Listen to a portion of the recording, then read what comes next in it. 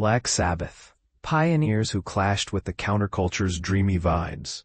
Credits: Far Out, Warner Bros. Records, Sun 12, October 2025, 2 o'clock UK. Imagine stepping back into the 1960s, a time bursting with optimism and rebellion, yet stumbling upon a band like Black Sabbath. It's like finding a thunderstorm in the middle of a sunny picnic, utterly out of place. This isn't just about music, it's about how Black Sabbath emerged as a group that seemed to thumb their noses at the very essence of the counterculture movement. But stick around, because their story reveals layers of contradiction and genius that still spark debates today. The 1960s were all about flower power, where peace signs and love-ins dominated the scene, fueled by protests against wars and a quest for harmony. Picture Woodstock, with thousands of flower children jamming to tunes that promised a better world. If icons like Iggy Pop and Alice Cooper already rattled the peace-loving hippies with their wild antics, can you imagine the shock of watching Ozzy Osbourne unleash his raw energy on stage? Black Sabbath wasn't built for that groovy era. In fact, they often stood apart, even clashing with the Summer of Love crowd. That said, they weren't total outsiders. Ozzy, dubbed the Prince of Darkness for his eerie persona, would end every concert with a sincere "God bless you all," and flash the peace sign like it was second nature. For beginners scratching their heads, this counterculture refers to the youth-driven push against traditional norms in the 1960s, emphasizing anti-war sentiments, free love, and alternative lifestyles. Sabbath's actions hinted at shared values, not outright rejection. In fact, they aligned with some of their peers' messages. Take their anthem, War Pigs. It's a scathing critique of how soldiers were mistreated in the Vietnam War, echoing the very protests raging across the U.S. While Bob Dylan was fading from the spotlight, Black Sabbath's bassist Geezer Butler was penning lyrics that mirrored those anti-war cries. It's like they were nodding to the era's injustices without fully embracing the sunshine and smiles. But here's where it gets controversial. Were Black Sabbath truly the first band to hate the counterculture? Dive deeper, and you'll see why their roots shaped a different path. Hailing from the gritty streets of Birmingham, England, the band members grew up amidst real-world harshness. Think daily struggles, violence, and poverty. They weren't about to spout messages of peace and happiness on a whim.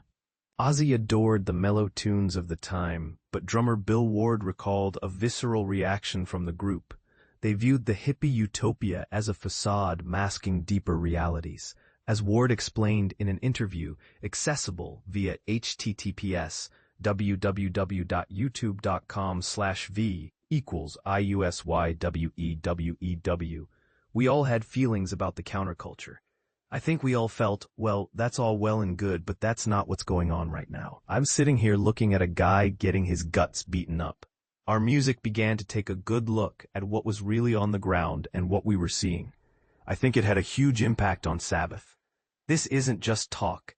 Their music confronted the grim truths they witnessed firsthand, from crime to inequality, rather than dreaming of utopian bliss. For example, Ozzy himself had brushes with the law as a teen, including jail time for shoplifting, painting a picture of a tough upbringing far removed from flower crowns. And this is the part most people miss.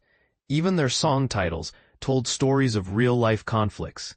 Fairies Wear Boots might sound whimsical, like something from a fairy tale, but it stemmed from actual run-ins with skinheads in Birmingham.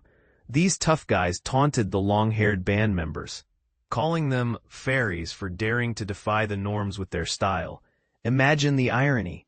What started as mockery fueled a legendary track. So, if peace and love weren't cutting it, how did Sabbath pivot? Ozzy remembered guitarist Tony Iommi's lightbulb moment. While rehearsing near a cinema, Iommi noted in a clip at https://www.com/watch how folks paid to be scared by horror films. We used to rehearse across the street from a movie theater, and Tony said, "Isn't it strange how people pay money to get frightened? Why don't we make scary music?" That insight birthed their signature sound. Their debut album opener, inspired by classical compositions but twisted with demonic lyrics and Ozzy's thunderous vocals, ditched blues rock for something heavier, the dawn of heavy metal. Fans craving earthly peace found themselves face to face with darkness, effectively challenging the hippie ideals head-on. In essence, Black Sabbath didn't just reject the counterculture. They redefined rock by prioritizing grit over gloss. But was this hatred or a necessary counterpoint? Some argue they honored the era's descent while exposing its blind spots, like ignoring urban decay. Others say they amplified division. What do you think? Did Black Sabbath truly despise the 1960s vibe? Or were they just being honest about life's shadows? Share your take in the comments. Does this make them rebels or rebels against rebellion? Related topics.